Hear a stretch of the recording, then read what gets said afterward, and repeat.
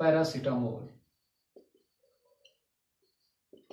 Suppose example दे रहा हूं 100 mg,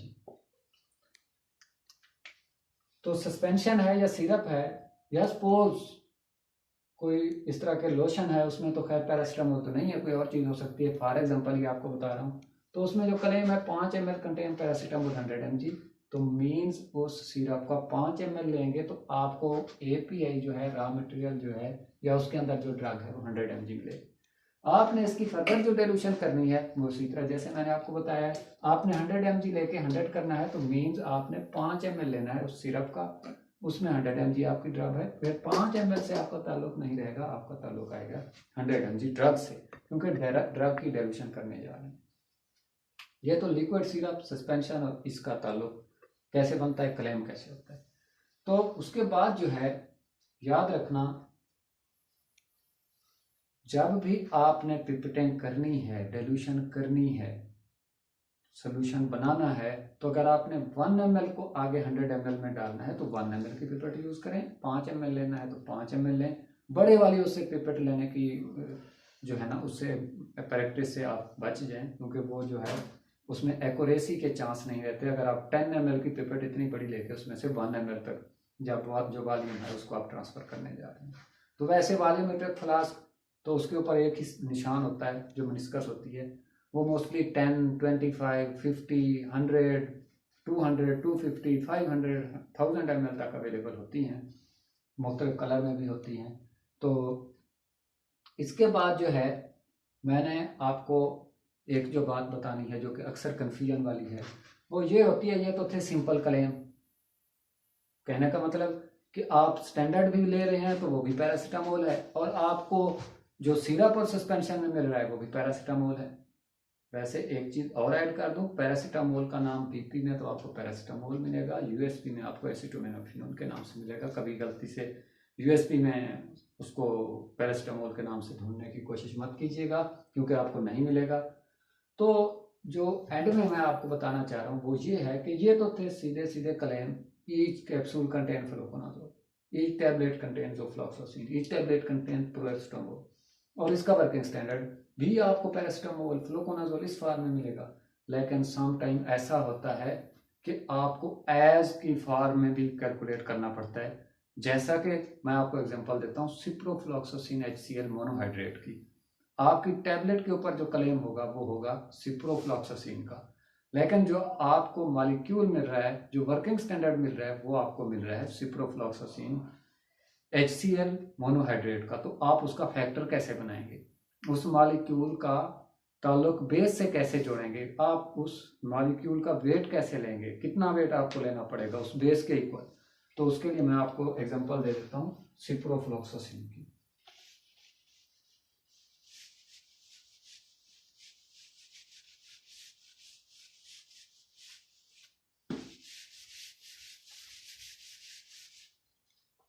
आपके सामने मैं एक इसी पॉइंटर की एग्जांपल देता हूं जो कि मेरे पास इस फार्म में है। इसके 3 पार्ट्स हैं, इधर भी मैं वही 3 पार्ट्स ही लिख देता हूं।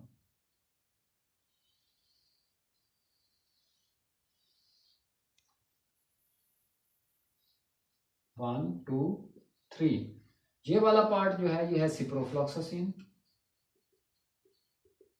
और ये दूसरा पार्ट जो ये है HCl का, और ये जो तीसरा पार्ट है ये है वाटर का H2O।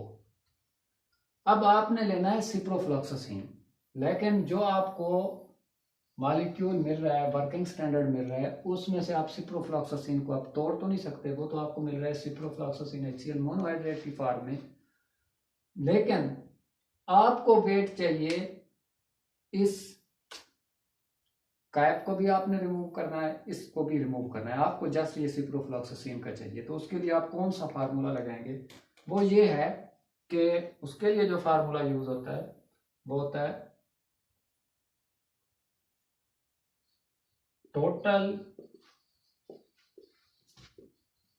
वेट ऑफ मॉलिक्यूल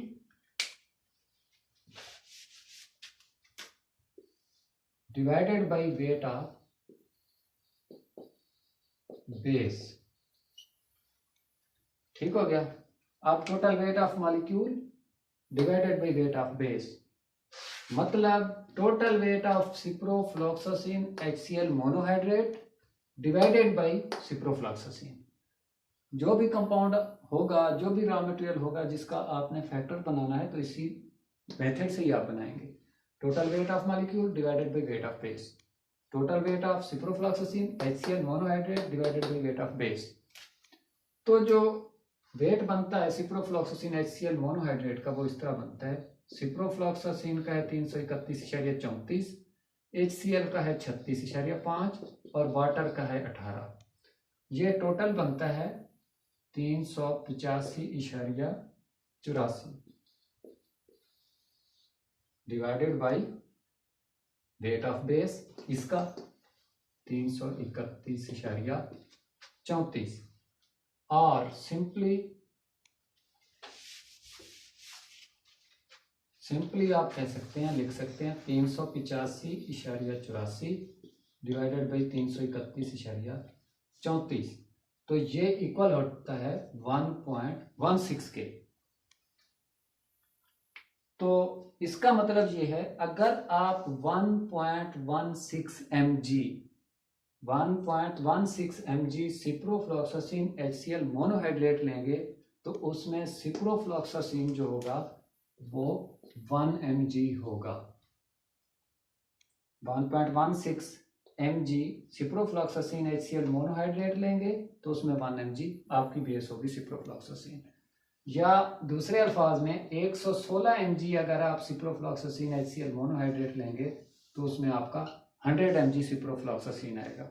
एक और कंफ्यूजन जो कि कुछ एनालिस्ट को प्रैक्टिस में ये चीज़ मिलती है, वो ये है कि ये तो आपने 100 से ऊपर कर दिया 116 mg, आप 100 से नीचे भी लिख सकते हैं। अगर 100 mg आप सिप्रोफ्लॉक्सासिन HCl मोनोहाइड्रेट लें तो उसमें सिप्रोफ्लॉक्सासिन कितना आएगा, अगर आप 100 लेंगे तो उसमें 84 mg आएगा।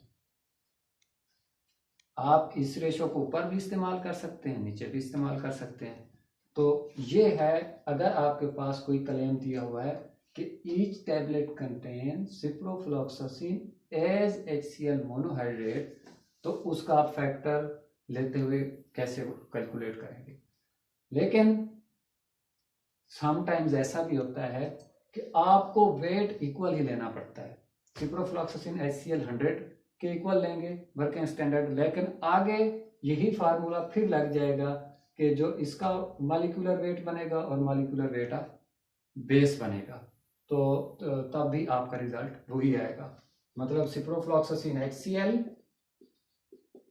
मोनोहाइड्रेट डिवाइडेड बाय सिप्रोफ्लॉक्सासिन, इसका मॉलिक्यूलर वेट आ जाएगा फार्मूले में और नीचे आ जाएगा सिप्रोफ्लॉक्सासिन का, तब भी आपका इसी फैक्टर के इक्वल ही जाके कैलकुलेट होगा। तो इंशाल्लाह नेक्स्ट वीडियो में हम यूवी पे और HPLC पे जो इस तरह के टेस्ट रन होंगे वो देखेंगे। लेकिन क्योंकि हम स्पेक्ट्रोस्कोपी को शुरू कर चुके हैं, इसलिए इससे पहले जो हमने 10 माइक्रोग्राम 5 माइक्रोग्राम या उनके जो स्पेक्ट्रोफोटोमीटर पे टेस्ट हो सकते हैं, उनका एक प्रैक्टिकल करके अगली वीडियो में इंशाल्लाह UV 1601 पे दिखाएंगे। आप उसको प्रैक्टिकल लाजमी देखिएगा कि कैसे परफॉर्म करते हैं। ओके, बेस्ट ऑफ लक, अल्लाह हाफिज़।